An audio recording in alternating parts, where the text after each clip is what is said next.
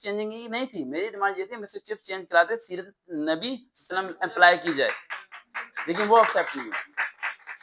और इमरान खान के दौर में भी ये नहीं हुआ। इवन कि इमरान खान के दौर में, ये बात तो मैं क्या बोलना चाहता हूँ, मैं इमरान की बहुत रिस्पेक्ट करता हूँ, Imran Khan is good leader, लेकिन आप ज़हन में रखिएगा जो राइट है राइट, रॉन्ग है रॉन्ग। जैसे कि मुझे कुछ दिन पहले एक्सप्रेस न्यूज़ वालों ने इंटरव्यू में पूछा, उन्होंने मेरे से पूछा कि आप मरीन नवाज के बारे में क्या कहना चाहते हैं? मैंने कहा वो मरीन नवाज सीएम हो ही नहीं सकती हैं, तो मैं कहूँ कैसे? उसने कहा मतलब आपका पॉइंट ऑफ व्यू क्या है, क्या काम करिए? मैंने कहा देखें वो सीएम ही रॉन्ग तरीके से आई है, तो मेरा पॉइंट ऑफ व्यू बनता ही नहीं है। पहले राइट आए तो पॉइंट ऑफ व्यू बनेगा ना। एक बंदा रॉन्ग से आके चाहे अच्छा काम कर ले, रॉन्ग रॉन्ग ही होता है, उसे हम राइट नहीं कह सकते। तो इमरान खान के दौर में एक उनके एमएनए थे, स्पीकर थे, पिंडी में मुझे अवार्ड मिलना था, राइट, और वहाँ पीपीएससी के नंबर ये टेस्ट के चार्जेस खत्म करने की मेरी बात थी। उन्होंने सिक्योरिटी गार्ड भेजे थे, उन्होंने मेरे असिस्टेंट से मोबाइल छीन लिया था, मेरे यहाँ से मुझे पकड़ा था उनके गार्ड्स ने, इतना वहाँ पर मीडिया सारा मौजूद था फिर भी। और उसके बाद उन्होंने जिसकी वजह से मैं सेफ हो गया, उन्होंने जो होस्ट थी उससे पूछा कि ये कौन है? तो उसने कहा ये वो शख्स है जिसके आर्मी एयरफोर्स नेवी में सबसे ज्यादा स्टूडेंट्स हैं। उसके बाद वो भी वहां से गया और सिक्योरिटी गार्ड भी गया, शो में रुका ही नहीं वो बंदा, ठीक है। अगर ये साथ लेबल मेरे साथ ना होता कि मेरे इतने डिपार्टमेंट में स्टूडेंट्स हैं, तो शायद वो अगले दिन ही मुझे जेल में डाल देते। गवर्नमेंट कोई भी हो, ये बात ज़हन में रखिएगा, हम जिस सड़क पे चल रहे हैं ना, बहुत टफ सड़क है। जो भी लीडर होता है ना, जब मैंने इस विजन को चुना था कि मैं इन टेस्टों की तैयारी फ्री कराऊंगा, तो उस दिन मैंने अपने डेथ सर्टिफिकेट पे साइन कर दिया था। मैं जानता हूँ कि मेरा एंड क्या होना है। कायदे मोहम्मद जिन्नी का एंड क्या हुआ था, इलामा इकबाल रहमतुल्लाह अलैह के पोते से जब मेरी मुलाकात हुई और काज़िम रहमतुल्लाह अलैह की नवासी से जब मेरी मुलाकात हुई, तो उन दोनों ने मुझे एक ही बात बोले थे, वकार आप जिस सड़क पे चल रहे हो, आप जानते हो आपका एंड क्या होने वाला है? मैंने कहा आई नो दैट।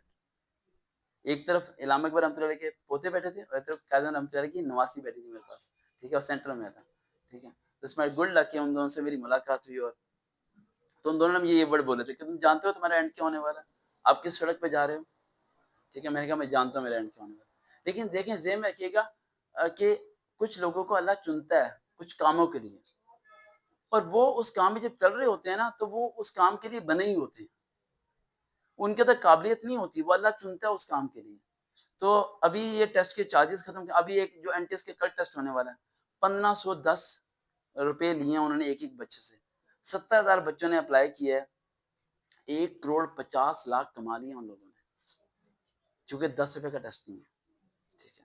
इस तरह करके बने, लेकिन ये सब चीजें हम कब जब करेंगे, इन सब चीजों को स्टेप बाय स्टेप करेंगे, स्टेप बाय स्टेप करेंगे। एजुकेशन सिस्टम चेंज होना चाहिए, बड़ा कुछ चेंज होना चाहिए, लेकिन ये चीजें जब होंगी जब टैलेंटेड बंदा ऊपर तक आ पाएगा। टैलेंटेड बंदा जैसे जैसे टैलेंटेड बंदा एक लेवल पे आके ये बोल देगा ना कि मैंने पाकिस्तान को ठीक करना है, वो गायब। जब तक वो ये नहीं बोलता वो सिक्योर है। वो क्या है? सिक्योर है। तो आपकी क्लास में ये जिम्मेदारी पड़ी हुई है बच्चों के ऊपर। आप ये मत सोचिए कि हमने पाकिस्तान को सही करना, आप सोचिए मैंने अपनी सिर्फ क्लास को सही करना, और आप क्लास को ऐसे ही सही करें जिस तरह घर में अपने बच्चों को सही करती हैं। आप अंदाजा लगा सकते हैं, जूनियर सेक्शन की कोई है टीचर यहाँ पर, सबसे जूनियर, हाँ, इनकी ड्यूटी बहुत मुश्किल होती है, राइट, बहुत टफ होती है इनकी, इनके लिए क्लबिंग करें, ठीक है। कहना बड़ा आसान है, बच्चे संभालना, घर में 2 बच्चे संभाले नहीं जाते, यहाँ पर 30-30 40 इन्हें संभालने पड़ते हैं, ठीक है, ठीक है। ऊपर से ये कहा जाता है इन्हें मानना भी नहीं है, इन्हें कहना भी कुछ नहीं है, ठीक है। तो बड़ा टफ होता है इनके लिए। जूनियर सेक्शन के में आपने ये चीज़ देखी होगी, बच्चों को आज की ग्लासेस बहुत लग रही हैं, बहुत जल्दी लग रही हैं, और उसकी वजह माँ है, हाँ, मोबाइल फ़ोन। देखिए जितने आप आपकी मीटिंग हो ना, उसमें आप ये चीज़ बार-बार बताएँ आप क्लास में कुछ इस तरह के करें कि एक टीचर को लेके आएँ, उसकी आँखों को पट्टी बाँध दें कि वो अंधी हो गई है। बच्चों के सामने ऐसे इमेज दिखाएँ कि दूर बेटा ये तो तुझे नज़र नहीं आ रहा, ये नहीं हो रहा, वो नहीं हो रहा। मुझे बड़ी तकलीफ़ होती है कि कल एक 3 क्लास के बच्चे की से मेरी मुलाकात हुई, और उसे इतना मोटा शीशा लगा हुआ था कि उस शीशे को उतारा तो उसे ये नहीं पता था पेन पड़ा है। तो वो बच्चे की ज़िंदगी तबाह हो चुकी है, और उसकी वालदा क्या कहती है, मैंने बहुत रोका, रुकता नहीं था। हाउ कैन इट पॉसिबल कि आप रोकते हो? कैसे पॉसिबल है? भई एक कोयले जल रहे हैं, आप जा रहे हो, आप नहीं रुक रहे, आई हैव टू स्लैप, मारो भई। इसमें मानना कोई बुरी बात नहीं है, मारो उसे, रस्सी से बांध के बांध दो। लेकिन जब उसे तबाह करने के बाद आप कहोगे यार ये उसने खुद किया, उसने खुद कैसे तबाह किया? किसी भी एज में चले जाएं आप, आपके डिसीजन गलत होने की वजह होती है गाइडिंग पर्सन नहीं होता आपके पास। और ये जो हमारे माइंड में बैठी होती है ना चीज कि ये बच्चा समझदार हो गया, या ये जो लेडीज हैं इनकी उम्र 50 साल है, ये समझदार है। समझदार यहाँ कोई भी नहीं है, मेरे से मिस्टेक होती है, आपसे सबसे मिस्टेक्स होती है। हमको हर वक्त, हर हफ्ते, महीने बाद कोई पर्सन चाहिए जो हमें गाइड करता रहे, यहाँ से ऐसे नहीं, ऐसे नहीं, ऐसे नहीं। एक बंदा चाहिए जो सिंसियर हो। क्या हो? सिंसियर हो। अब क्लास में 3 पॉइंट बता के क्लोज करूंगा, फिर आप सवालात जवाबात हो जाएंगे, बेहतर हो जाएगा। लास्ट पॉइंट है बस मेरा। क्लास में ज़हन में रखिएगा कि आप ना कभी भी अ, कोशिश करना ये 3 गलतियाँ ना करना, जो गलती मैं बताने लगा। पहली गलती, सपोज़ करें आप पढ़ा रही हैं, पढ़ाते-पढ़ाते आपको पता है कि इस बच्चे ने गाली दी है। आपने सुननी नहीं है गाली, आपने काम करते रहना है। काम कर लिया सब चीज़ें, फिर उस बच्चे के पास आना, उसे कहना बेटा साइड पे होके बात सुनना, नेक्स्ट टाइम गाली मत देना। वो गाली नहीं देगा।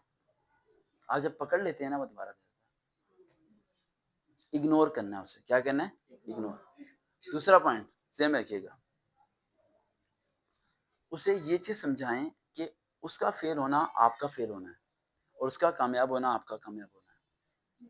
जब तक वो देखिए मेरी बात सुनिए, मैं स्टूडेंट से जितना क्लोज हूँ ना शायद ही कोई टीचर होता। मैं बहुत क्लोज हूँ स्टूडेंट से। इवन के जब मैंने एपीएस स्किप किया था तो लड़कियां लड़के रो रहे थे जब मैंने वहां रिजाइन दिया था कि आप जा रहे हैं वापस कब आएंगे। लेकिन एक लकीर मेरी है, वो लकीर से उधर ही रहते हैं। फ्री होने में मसला नहीं, लेकिन उन्हें पता है कि सर से मैंने आप करके बात करनी, तू नहीं बोल सकता मैं सर